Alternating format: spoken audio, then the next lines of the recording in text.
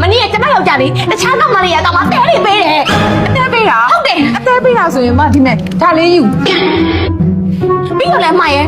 ကိုမလေးမှာရှင်းသေးတာအမရဲ့ ကွန်မန့်နေရောရေးသေးတာလား ဟုတ်တယ်အမရ အဲ့ဒါဆိုရင်ဒီမဲ့ဒီ GI လက်စွပ်လေးယူ လိုက်တာအဲ့ဒါမဟုတ်သေးဘူးအမရဲ့ကိုအဲ့ဒီကောင်မရဲ့ကောင်မ follow မလုပ်ထားသေးတာ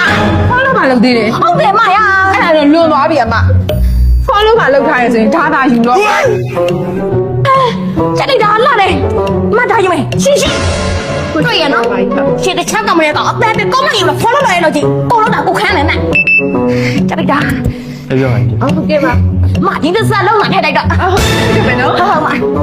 ကြက်ပလိထားနေရှင်နောက်ခါလောက်ရက်တော့ကြည့် မရပါပြီ ဟုတ်ကဲ့ ကျေးဇူးပါ